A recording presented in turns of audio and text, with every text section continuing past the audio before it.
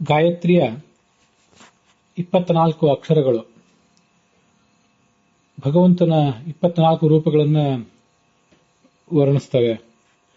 ಅದರಲ್ಲಿ ಈ ಹಿಂದಿನ 2 ಭಾಗಗಳಲ್ಲಿ 16 ಅಕ್ಷರಗಳು ತತ್ ಅಲ್ಲಿಂದ ಪ್ರಾರಂಭಿಸಿ ಹಿ ಎನ್ನುವವರೆಗೆ ಕೇಶವದಿಂದ ಪ್ರಾರಂಭಿಸಿ ಅನಿರುದ್ಧ ಈ 16 ರೂಪಗಳನ್ನು ನಾವು ಹೇಗೆ ವರ್ಣಿಸ್ತವೆ ಅನ್ನೋದನ್ನು ನೋಡಿದ್ದೇವೆ. ಧಿ ಎನ್ನುವುದು ಪುರುಷೋತ್ತಮ ಅನ್ನುವುದನ್ನು ಹೇಳುತ್ತದೆ. ಧಿ ಅಂದ್ರೆ ಪುರುಷೋತ್ತಮ ಹೇಗೆ? ನಮಗೆ ಪುರುಷೋತ್ತಮ ಶಬ್ದದ ಅರ್ಥ ಈ ಹಿಂದೆ ಕೇಳಿ ಗೊತ್ತಿದೆ. ಪುರುಷೋತ್ತಮ ಅಂದ್ರೆ ಎಲ್ಲ ಪುರುಷರಿಗಿಂತಲೂ ಉತ್ತಮ ಅಂತ ಅರ್ಥ, ಶ್ರೇಷ್ಠ ಅಂತ ಅರ್ಥ. ಈ ಪುರುಷ ಅಂದ್ರೆ ಏನು? ಪುರುಷ ಅಂದ್ರೆ ಈ ಶರೀರದಲ್ಲಿ ಇರುವಂಥವನು. ಈ ಅರ್ಥವನ್ನ ಈ ಹಿಂದೆ ನಾವು ನೋಡಿದ್ದೇವೆ. ಆಯಾ ಶರೀರಗಳಲ್ಲಿ ಪುರುಷೇತೇತಿ ಪುರುಷ, ಆ ದೃಷ್ಟಿಯಿಂದ ನಾವೆಲ್ಲರೂ ಕೂಡ ಪುರುಷರು. ಮತ್ತೆ ಈ ಪುರುಷ ಅನ್ನೋ ಶಬ್ದಕ್ಕೆ ಮತ್ತೊಂದು ಉತ್ತಮವಾದಂತಹ ಅರ್ಥ ಇದೆ. ಅದನ್ನು ಕೂಡ ಈ ಹಿಂದೆ ನೋಡಿದ್ದೀವಿ, ಈಗ ನೆನಪಿಸಿಕೊಳ್ಳೋಣ. ಪುರುಷ ಅಂದ್ರೆ ಪುರುಬ್ರಹ್ಮ ಗುಣಾಧಿಕ್ಯ ತಜ್ಞಾನ ಪುರುಷ ಸ್ಮೃತಃ. ಪುರುಷ ಪರಬ್ರಹ್ಮನನ್ನು ತಿಳಿಯುವ ವ್ಯಕ್ತಿಯೇ ಪುರುಷ. ಪುರು ಅಂದ್ರೆ ಗುಣಾಧಿಕನಾದಂತಹ ಪರಮಾತ್ಮ. ಅವನನ್ನ ತಿಳಿಯುವ ಪ್ರಯತ್ನ ಮಾಡುವಂತಹ ಸಾಧಕನನ್ನ ಪುರುಷ ಅಂತಾರೆ. ಶ ಅಂದ್ರೆ ತಿಳಿಯುವವನು ಅಂತ ಅರ್ಥ. ಸರಣ ಮಾಡುವವನು, ಸರಣ ಅಂದ್ರೆ ತಿಳಿಯುವುದು. ಹಾಗಾಗಿ ಪುರುಷ ಅಂದ್ರೆ ಪರಬ್ರಹ್ಮನನ್ನ ತಿಳಿಯಬೇಕಾದಂತಹ ವ್ಯಕ್ತಿ. ಅವನಿಗಿಂತ ಈ ಪರಮಾತ್ಮ ಉತ್ತಮ ಅಂದ್ರೆ ಏನರ್ಥ? ಪರಬ್ರಹ್ಮನನ್ನ ತಿಳಿಯಬೇಕಾದಂತಹ ವ್ಯಕ್ತಿ ಏನಿದ್ದಾನೆ ಅವನನ್ನ ಈ ಜ್ಞಾನದ ಮಾರ್ಗದಲ್ಲಿ ಮುನ್ನಡೆಸಿ ಆತನಿಗೊಂದು ಜ್ಞಾನದ ಬೆಳಕನ್ನು ಕೊಟ್ಟು ಕೊನೆಗೆ ಶಾಶ್ವತವಾದಂತಹ ಒಂದು ಜೀವನವನ್ನು ಕೊಡುವಂಥವನು. ಶಾಶ್ವತವಾದ ಜೀವನವೇ ಮುಕ್ತಿ. ಈ ಎಲ್ಲ ಅರ್ಥಗಳನ್ನು ಈಗ ಯಾಕೆ ಹೇಳಿದೆ ಅಂದ್ರೆ, ಈ ಧಿ ಎಂಬ ಶಬ್ದದಿಂದ ಪುರುಷೋತ್ತಮ ಎಂಬ ಭಗವಂತನ ರೂಪ ಹೇಗೆ ವಾಚ್ಯ ಅಂತ ನಾವೀಗ ನೋಡಬೇಕಾಗಿದೆ. ಧಿ ಅನ್ನುವ ಒಂದು ಅಕ್ಷರ ಧಿಕ್ಷ ಅನ್ನುವಂಥ ಒಂದು ಧಾತುವಿನಿಂದ ಬಂದದ್ದು ಅಂತ ನಾನು ಅರ್ಥ ಮಾಡಿಕೊಂಡಿದ್ದೇನೆ. ಆ ಧಿಕ್ಷ ಧಾತುವಿನ ಮೂಲ ರೂಪ ಸಂದೀಪನ ಕ್ಲೇಶನ ಜೀವನೇಶು ಅಂತ ಹೀಗೆ 3 ಅರ್ಥಗಳು ಕಾಣಿಸ್ತವೆ. ಸಂದೀಪನ ಅಂದ್ರೆ ಬೆಳಗಿಸುವುದು, ಕ್ಲೇಶನ ಅಂದ್ರೆ ಕಷ್ಟ ಕೊಡುವುದು ಅಥವಾ ಕಷ್ಟ ಅನುಭವಿಸುವುದು, ಮತ್ತೆ ಜೀವನ ಅಂದ್ರೆ ಜೀವನ, ಬದುಕಿರುವುದು. ಇಷ್ಟೆಲ್ಲ ಅರ್ಥಗಳು ಗೊತ್ತಿದೆ. ಪರಮಾತ್ಮನನ್ನು ತಿಳಿಯಬೇಕಾದಂತಹ ಸಾಧಕ ಏನಿದ್ದಾನೆ ಇವನಿಗೆ ಜ್ಞಾನದ ಬೆಳಕನ್ನು ಕೊಡ್ತಾನೆ ಭಗವಂತ. ಅದೇ ಸಂದೀಪನ. ಕ್ಲೇಶನ, ಈ ಮಾರ್ಗದಲ್ಲಿ ಅನೇಕ ಕ್ಲೇಶಗಳು ಅವನಿಗೆ ಬರಬಹುದು. ಕೊನೆಗೊಂದು ಶಾಶ್ವತವಾದ ಜೀವನ ಅವನಿಗಾಗಿ ಕಾದಿದೆ. ಜ್ಞಾನದ ಬೆಳಕಿನ ಮೂಲಕ ಈ ಎಲ್ಲ ಕ್ಲೇಶಗಳನ್ನು ದಾಟಿ ಮುಂದೆ ಆತ ಶಾಶ್ವತವಾದ ಜೀವನವನ್ನು ಹೊಂದುತ್ತಾನೆ. ಅದಕ್ಕೆ ಬೇಕಾದ ಎಲ್ಲ ವ್ಯವಸ್ಥೆಯನ್ನು ಕ್ಲೇಶಗಳನ್ನು ದಾಟಿಸಿ ಜ್ಞಾನದ ಬೆಳಕನ್ನು ಕೊಟ್ಟು ನಿತ್ಯವಾದ ಜೀವನವನ್ನು ಕೊಡುವಂತಹವನೇ ಈ ಭಗವಂತ. ಆದ್ರಿಂದ ಆತನೇ ಧಿಕ್ಷತೆ ಅಂತ ಆತ್ಮನೇ ಪದದಲ್ಲಿ ಈಗ ಕಾಣಿಸ್ತದೆ. ಶಿಕ್ಷ ಧಾತು ಹೇಗೆ ನಡೀತದೋ ಹಾಗೆ ನಡೀತದೆ. ಶಿಕ್ಷತಿ ಅಂದ್ರೂ ಶಿಕ್ಷಿಸುತ್ತಾನೆ, ಟೀಚ್ ಮಾಡ್ತಾನೆ ಅಂತಾನೆ ಅರ್ಥ. ಧಿಕ್ಷತಿ ಅನ್ನುವ ಧಾತುನು ಕೂಡ ಧಾತು ಬೇರೆ ಆದರೂ ಹೆಚ್ಚು ಕಡಿಮೆ ಆ ಅರ್ಥಗಳನ್ನು ಒಳಗೊಂಡಿದೆ. ಹೀಗಿರುವುದರಿಂದ ಆ ಪರಮಾತ್ಮನನ್ನು ತಿಳಿಯಬೇಕಾದಂತಹ ವ್ಯಕ್ತಿಯನ್ನ ಈ ಭಗವಂತ ಉತ್ತಮನನ್ನಾಗಿ ಮಾಡ್ತಾನೆ, ಜ್ಞಾನ ಕೊಟ್ಟು ಶಾಶ್ವತವಾದಂತಹ ಸುಖ ಕೊಟ್ಟು. ಈ ಕಾರಣಕ್ಕಾಗಿ ಅವನಿಗೆ ಪುರುಷೋತ್ತಮ ಅಂತ ಹೇಳ್ತೀವಿ. ಪುರುಷಾನ್ ಉತ್ತಮಯತಿ, ಈ ಹಿಂದೆಲ್ಲ ನಾವು ನೋಡಿದ ಪ್ರಕಾರ ಪುರುಷರಿಗಿಂತ ಉತ್ತಮ, ಶ್ರೇಷ್ಠ. ಲಕ್ಷ್ಮೀದೇವಿ, ಈ ಕ್ಷರವಾದ ಜಗತ್ತು, ಬ್ರಹ್ಮ ಮೊದಲಾದ ಜಗತ್ತು ಮತ್ತು ಅಕ್ಷರವಾದ ಜಗತ್ತು ಅಂದ್ರೆ ಲಕ್ಷ್ಮೀದೇವಿ, ಅವರಿಬ್ಬರಿಗಿಂತ ಉತ್ತಮ ಅಂತ ಅರ್ಥವನ್ನು ನೋಡಿದ್ವಿ ಈ ಹಿಂದೆ. ಈಗ ಉತ್ತಮಯತಿ ಅನ್ನೋದನ್ನು ಒಂದು ನಾಮಧಾತುವನ್ನಾಗಿ ಇಟ್ಕೊಳ್ಳೋಣ. ಪುರುಷಾನ್ ಉತ್ತಮಯತಿ ಇತಿ ಪುರುಷೋತ್ತಮ. ಎಲ್ಲ ಪುರುಷರನ್ನು ಉತ್ತಮರನ್ನಾಗಿ ಮಾಡ್ತಾನೆ, ಇವನು ಮೇಲ್ಮಟ್ಟಕ್ಕೆ ಏರಿಸ್ತಾನೆ. ಅದನ್ನೇ ಈ ಧೀ ಅನ್ನೋದು ಜ್ಞಾನದ ಬೆಳಕು, ಸಂದೀಪನ, ಕ್ಲೇಶನ ಅಂದರೆ ದುಃಖಗಳನ್ನ ಕೊಡುವುದು ಮತ್ತೆ ಅವುಗಳನ್ನು ದಾಟಿಸುವುದು, ಕೊನೆಗೊಂದು ಜೀವನ ಅಂದರೆ ಶಾಶ್ವತವಾದ ಜೀವನ. ಇಷ್ಟು ಅರ್ಥಗಳ ಮೂಲಕ ವರ್ಣಿಸ್ತದೆ.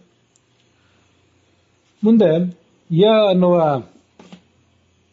ಅಕ್ಷರ, ಯ ಎಂಬ ಈ 18ನೇ ಅಕ್ಷರ ಅಧೋಕ್ಷಜ ಅನ್ನುವುದನ್ನ ವರ್ಣನೆ ಮಾಡ್ತದೆ. ಯ ಅನ್ನುವುದು ಜ್ಞಾನ ಸ್ವರೂಪ ಅನ್ನೋದನ್ನು ಹೇಳ್ತದೆ. ಅಧೋಕ್ಷಜ ಅನ್ನುವ ಶಬ್ದವು ಕೂಡ ಅಂಥದೇ ಅರ್ಥವನ್ನು ಸೂಚನೆ ಮಾಡ್ತದೆ. ಹಿಂದೆ ಕೇಳಿ ನಮಗದು ಗೊತ್ತಿದೆ. ಅಕ್ಷಜಂ ಜ್ಞಾನಂ ಅಧಃ ಕರೋತಿ ಇತಿ ಅಧೋಕ್ಷಜ. ನಮ್ಮ ಅಕ್ಷಗಳು ಅಂದ್ರೆ ಈ ಪ್ರಾಕೃತ ಇಂದ್ರಿಯಗಳು, ಪ್ರಾಕೃತ ಇಂದ್ರಿಯಗಳಿಂದ ಬಂದಂತಹ ಜ್ಞಾನವನ್ನ ಈತ ಭಗವಂತ ಮೆಟ್ಟಿ ನಿಂತಿದ್ದಾನೆ. ನಾವು ಪರಮಾತ್ಮನನ್ನ ಪ್ರಾಕೃತವಾದ ಜ್ಞಾನದ ಮೂಲಕ ಕಾಣುವುದು ಸಾಧ್ಯವಿಲ್ಲ, ತಲುಪುವುದು ಸಾಧ್ಯವಿಲ್ಲ. ಅದಲ್ಲದೆ ಪರಮಾತ್ಮನೂ ಕೂಡ ಸ್ವಯಂ ಪ್ರಾಕೃತವಾದಂತಹ ಜ್ಞಾನ ಉಳ್ಳವನಲ್ಲ. ಇದೊಂದು ನಮಗೂ ಪರಮಾತ್ಮನಿಗೂ ವ್ಯತ್ಯಾಸ. ನಮ್ಮ ಜೀವಸ್ವರೂಪವೂ ನಿತ್ಯ, ಅವನ ಜೀವಸ್ವರೂಪವೂ ನಿತ್ಯ. ಆದರೆ ಆತ ಮೂಲತಃ ಕೇವಲ ಅಪ್ರಾಕೃತವಾದ ಇಂದ್ರಿಯಗಳುಳ್ಳವನು. ಪ್ರಾಕೃತವಾದ ಇಂದ್ರಿಯ, ಅವುಗಳಿಂದ ಬರುವಂತಹ ಜ್ಞಾನ ಅವನಿಗೆಂದೂ ಇಲ್ಲವೇ ಇಲ್ಲ. ನಮ್ಮದು ಈಗ ಸಂಸಾರಾವಸ್ಥೆಯಲ್ಲಿ ಪ್ರಾಕೃತವಾದ ಇಂದ್ರಿಯಗಳಿಂದ ಜ್ಞಾನ ಬಂದು ಮುಂದೆ ಅಪ್ರಾಕೃತವಾದಂತಹ ಇಂದ್ರಿಯಗಳನ್ನ, ಅಪ್ರಾಕೃತವಾದಂತಹ ಶರೀರವನ್ನು ಮಾತ್ರ ಒಳಗೊಂಡಂತಹ ಒಂದು ಮುಕ್ತಿಯನ್ನ ನಾವು ಪಡಿತೇವೆ ಇನ್ನು ಮುಂದೆ. ಅದು ಈಗ ಸದ್ಯ ನಮಗೆ ಪ್ರಾಕೃತವಾದ ಇಂದ್ರಿಯಗಳ ಅಗತ್ಯ ಇದ್ದೇ ಇದೆ, ಅವುಗಳಿಂದ ಹುಟ್ಟುವಂತಹ ಜ್ಞಾನದ ಅಗತ್ಯವೂ ಇದೆ. ಪರಮಾತ್ಮ ಕೇವಲ ಜ್ಞಾನ ಸ್ವರೂಪ. ನಾವು ಜ್ಞಾನ ಸ್ವರೂಪರೂ ಹೌದು, ಆದರೆ ಪ್ರಾಕೃತವಾದ ಜ್ಞಾನ ಉಳ್ಳವರೂ ಹೌದು. ಆದರೆ ಅವನು ಕೇವಲ ಜ್ಞಾನ ಸ್ವರೂಪ, ಅವನಿಗೆ ಪ್ರಾಕೃತವಾದ ದೇಹವೇ ಇಲ್ಲ. ಆದ್ರಿಂದ ಯಹ ಅನ್ನುವುದು ಯಾ ಪ್ರಾಪಣೆ ಅನ್ನೋ ಧಾತುವಿನಿಂದ ಹುಟ್ಟಿದ ಶಬ್ದ. ಅದು ಜ್ಞಾನ ಸ್ವರೂಪ ಅನ್ನೋದನ್ನು ಹೇಳ್ತದೆ. ಪ್ರಾಪಣ ಅಂದ್ರೆ ಗತ್ಯರ್ಥಕವಾದ ಧಾತು. ಗತ್ಯರ್ಥಕವಾದ ಧಾತುಗಳೆಲ್ಲ ಜ್ಞಾನಾರ್ಥಕವಾದ ಧಾತುಗಳು. ಹಾಗಾಗಿ ಯ ಅಂದ್ರೆ ಜ್ಞಾನ ಸ್ವರೂಪ. ಅವನೇ ಈ ಅಕ್ಷಜಂ ಜ್ಞಾನಂ ಅಧಃ ಕರೋತಿ. ಪ್ರಾಕೃತಿಕ ಇಂದ್ರಿಯಗಳಿಂದ ಬಂದಂತಹ ಜ್ಞಾನವನ್ನ ಕೆಳಗೆ ತಳ್ಳುತ್ತಾನೆ. ನಮ್ಮ ಜ್ಞಾನವನ್ನು ಕೆಳಗೆ ತಳ್ಳುತ್ತಾನೆ. ಅವನಿಗಂತೂ ಆ ಪ್ರಾಕೃತವಾದ ಜ್ಞಾನದ ಅಗತ್ಯವೇ ಇಲ್ಲ, ಅದು ಇರುವುದೇ ಇಲ್ಲ ಅವನಿಗೆ. ಆದ್ರಿಂದ ಆತ ಯಹ ಅನ್ನುವುದನ್ನ ಅಧೋಕ್ಷರ ಎಂಬ ಶಬ್ದ ವಿವರಿಸ್ತದೆ. ಮುಂದೆ ಬರುವಂತಹ ಶಬ್ದ ಮತ್ತೊಂದು ಯ ಅಂತಾನೆ, ಧಿಯೋ ಯೋ ಅಂಥೇಳಿ. ಆ ಯಹ ಎಂಬುದು ನರಸಿಂಹ ಅನ್ನೋದನ್ನ ವರ್ಣಿಸ್ತದೆ. ಇದು 19ನೇ ಅಕ್ಷರ. ಯಹ ಅಂದ್ರೆ ಯಾಪಯತಿ, ಯಾ ಪ್ರಾಪಣೆ ಧಾತು. ಅದಕ್ಕೆ ಹೋಗುವುದು, ತಿಳಿಯುವುದು ಇಷ್ಟೆಲ್ಲ ಅರ್ಥಗಳಾಗ್ತವೆ. ನಾವು ಹಿಂದೆ ಅದನ್ನು ನೋಡಿದ್ದೇವೆ. ಅಲ್ಲಿ ಈ ಹೋಗುವುದು ಅಂದ್ರೆ ಯಾತಿ ಅಂದ್ರೆ ಹೋಗುವುದು, ಯಾಪಯತಿ ಅಂದ್ರೆ ಹೋಗಿಸುವುದು. ಭಗವಂತ ಹೋಗಿಸ್ತಾನೆ, ಪ್ರಳಯ ಕಾಲದಲ್ಲಿ ಎಲ್ಲವನ್ನೂ ಹೋಗಿಸ್ತಾನೆ. ಆದ್ರಿಂದ ಆತ ನರಸಿಂಹ. ನರಸಿಂಹ ರೂಪಿಯಾದ ಭಗವಂತನು ಕೂಡ ಪ್ರಳಯ ಕಾಲದಲ್ಲಿ ಎಲ್ಲವನ್ನೂ ಹೋಗಿಸುವವನೇ, ಯಾಪಯತಿ. ಆದ್ರಿಂದಲೇ ಯಹ ಅಂದ್ರೆ ಯಾಪಯತಿ, ಹೋಗಿಸುತ್ತಾನೆ. ಅದು ನರಸಿಂಹನ ಕಾರ್ಯ. ಆದ್ರಿಂದ ಯಹ ಅನ್ನುವುದು ನರಸಿಂಹ ಅನ್ನೋದನ್ನ ಹೇಳ್ತದೆ. ಒಂದು ಸಂಗತಿಯನ್ನ ಈ ಎಲ್ಲ ವ್ಯಾಖ್ಯಾನಗಳನ್ನು ನೋಡುವಾಗ ನಾವು ಗಮನಿಸಿಟ್ಕೊಂಡಿರ್ಬೇಕು. ಅದೇನು, ಈ ಮತ್ಸ್ಯ, ಕೂರ್ಮ ಇತ್ಯಾದಿ 10 ಅವತಾರಗಳೇನಿವೆ, ಅಲ್ಲಿ ಬರುವಂತಹ ನರಸಿಂಹ ರೂಪ ಬೇರೆ. ಮತ್ತೆ ಈ ಕೇಶವಾದಿ 24 ರೂಪಗಳಲ್ಲಿ ಬರುವಂತಹ ನರಸಿಂಹ ಅನ್ನುವಂತಹ ರೂಪ ಬೇರೆ. ನಾರಸಿಂಹ ವಪುಹು ಅಂತ ವಿಷ್ಣು ಸಹಸ್ರನಾಮದಲ್ಲಿ ಪ್ರತಿಪಾದ್ಯವಾದ 1000 ರೂಪಗಳೇನಿವೆ, ಅಲ್ಲಿರುವ ನಾರಸಿಂಹ ವಪು ಅನ್ನುವುದು ಬೇರೆ. ಹೀಗೆ ಭಗವಂತನಿಗೆ ಒಂದೇ ಶಬ್ದದಿಂದ ವಾಚ್ಯವಾದ ಅನೇಕ ರೂಪಗಳು ಇರ್ತಿರ್ತವೆ. ಪ್ರಳಯ ಕಾಲದಲ್ಲಿ ನರಸಿಂಹ ರೂಪಿಯಾದ ಭಗವಂತ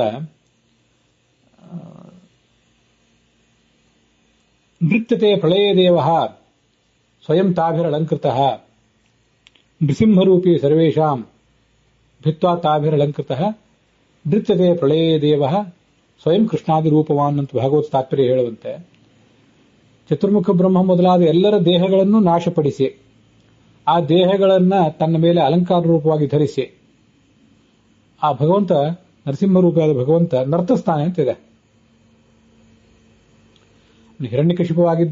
ಹಿರಣ್ಯಕಶಿಪುವನ್ನು ಕೊಂದಾಗ ಅವನ ಕರುಳಿನ ಅಲಂಕಾರವನ್ನು ಮಾತ್ರ ಮಾಡಿಕೊಂಡವನಲ್ಲ, ಆತ ಪ್ರಳಯ ಕಾಲದಲ್ಲಿಯೂ ಕೂಡ ಎಲ್ಲ ಚತುರ್ಮುಖಾದಿ ಜೀವರ ದೇಹಗಳನ್ನು ನಾಶಪಡಿಸಿ ಅದನ್ನು ಸೀಳಿ ಹಾಕಿ ಅವುಗಳನ್ನು ಅಲಂಕಾರವಾಗಿ ಧರಿಸಿ ನರ್ತಿಸ್ತಾನೆ ಅಂತಿದೆ. ಅಲ್ಲೂ ನರಸಿಂಹ ರೂಪದ ವರ್ಣನ ಇದೆ. ಅದು ದಶಾವತಾರದಲ್ಲಿ ಸೇರಿದ್ದೋ ಅಥವಾ ಈ 24 ರೂಪಗಳಲ್ಲಿ ಸೇರಿದ್ದೋ ಅದು ಯಾವ ನರಸಿಂಹ ರೂಪ ಅಂತ ವಿವರಿಸುವುದು ಕಷ್ಟ. ಈ ಪ್ರಳಯ ಅಂತನ್ನೋದೊಂದು ಭಯಂಕರವಾದ ವಿದ್ಯಮಾನ ಆದ್ದರಿಂದ ದಶಾವತಾರದಲ್ಲಿ ಸೇರಿದ 4ನೇ ನರಸಿಂಹ ರೂಪ ಏನಿದೆ ಅದೇ ಅಂಥ ರೌದ್ರ ಕರ್ಮವನ್ನು ಮಾಡಿದ್ದು, ಭಯಂಕರ ಕರ್ಮವನ್ನು ಮಾಡಿದ್ದು ಅಂತ ನಾವು ತಿಳ್ಕೊಳ್ಬಹುದು. ಅಷ್ಟೆಲ್ಲ ರಹಸ್ಯಗಳನ್ನ ನಮ್ಮಂಥವ್ರು ಭೇದಿಸುವುದು ಸಾಧ್ಯ ಇಲ್ಲ. ಅಂತೂ ದಶಾವತಾರದಲ್ಲಿ ಸೇರಿದ 4ನೇ ರೂಪ ಮತ್ತೆ ಈಗಿಲ್ಲಿ ನಾವು ನೋಡ್ತಾ ಇರುವಂಥ ಈ ನರಸಿಂಹ ಅನ್ನುವಂಥ 19ನೇ ರೂಪ, ಅವೆರಡಕ್ಕೂ ನಾಮ ಸಮಾನತೆ ಅಂತೂ ಇದೆ. ಭಗವಂತ ಎಲ್ಲ ರೂಪಗಳಿಂದಲೂ ಎಲ್ಲವನ್ನೂ ಮಾಡಬಲ್ಲ, ಸರ್ವತ್ರ ಸರ್ವಕೃತ್ಯಾಪಿ ಅಂತ ವರ್ಣನೆ ಮಾಡಿದ್ದಾರೆ. ಹೀಗೊಂದು ನಾಮ ಸಮಾನತೆಯನ್ನು ಇಟ್ಕೊಂಡು ನರಸಿಂಹನ ಕಾರ್ಯ ನಾಶ ಮಾಡುವುದು, ಅದನ್ನೇ ಯಹ ಅನ್ನುವುದು ಯಾಪಯತಿ ಅಂತ ಸೂಚನೆ ಮಾಡುವುದರ ಮೂಲಕ ಸಂಕ್ಷಿಪ್ತವಾಗಿ ಹೇಳಿದೆ ಅಂತ ನಾವು ತಿಳಿಬಹುದು.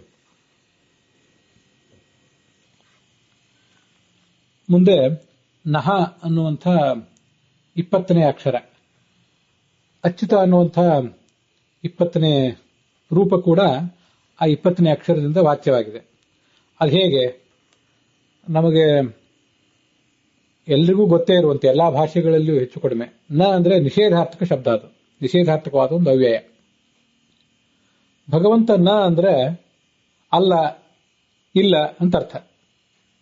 ಭಗವಂತ ಅಲ್ಲ, ಭಗವಂತನಲ್ಲಿ ಇಲ್ಲ. ಭಗವಂತ ಏನಲ್ಲ ಅಂದ್ರೆ ಈ ಜಗತ್ತಿನಂತೆ ಅಲ್ಲ, ಅವನು ಜೀವರಂತೆ ಅಲ್ಲ. ಭಗವಂತನಲ್ಲಿ ಇಲ್ಲ ಅಂದ್ರೆ ಏನು? ಭಗವಂತನಲ್ಲಿ ಯಾವುದೇ ರೀತಿಯಾದ ದೋಷವೂ ಇಲ್ಲ, ಕುಂದೂ ಇಲ್ಲ, ಕೊರತೆಯೂ ಇಲ್ಲ, ಚ್ಯುತಿಯೂ ಇಲ್ಲ. ಅದನ್ನೇ ಅಚ್ಯುತ ಅನ್ನೋ ಶಬ್ದವು ಹೇಳ್ತದೆ. ಚ್ಯುತಿ ಅಂದ್ರೆ ಕೊರತೆ, ಕುಂದು, ದೋಷ, ನ್ಯೂನತೆ. ಅದ್ಯಾವುದೂ ಇಲ್ಲದೆ ಇದ್ದವನೇ ಅಚ್ಯುತ. ಯಾವ ರೀತಿಯಾದ ಕುಂದು ಕೊರತೆಯೂ ಇಲ್ಲದೆ ಇದ್ದವನೇ ಅಚ್ಯುತ. ಹೀಗೆ ನ ಅನ್ನುವ ನಿಷೇಧವಾಚಕವಾದ ಈ ಶಬ್ದ ಸರ್ವಚ್ಯುತಿ ರಹಿತನಾದ ಅಚ್ಯುತನನ್ನ ಹೇಳ್ತದೆ ಅಂತ ನಾವು ಭಾವಿಸಬಹುದು. ಹೀಗೆ ಧೀಯ ಯ ನ ಈ 4 ಅಕ್ಷರಗಳಿಂದ ಪ್ರತಿಪಾದಿತವಾದ ಪುರುಷೋತ್ತಮ, ಅಧೋಕ್ಷರ, ನರಸಿಂಹ, ಅಚ್ಯುತ ಈ 4 ರೂಪಗಳನ್ನು ಇವತ್ತು ನೋಡಿ ಮುಗಿಸಿದ್ದೀವಿ. ಮುಂದಿನ 4 ರೂಪಗಳ ಮತ್ತು 4 ಅಕ್ಷರಗಳ ಭಾಗವನ್ನು ನಾಳೆ ದಿವಸ ನೋಡೋಣ.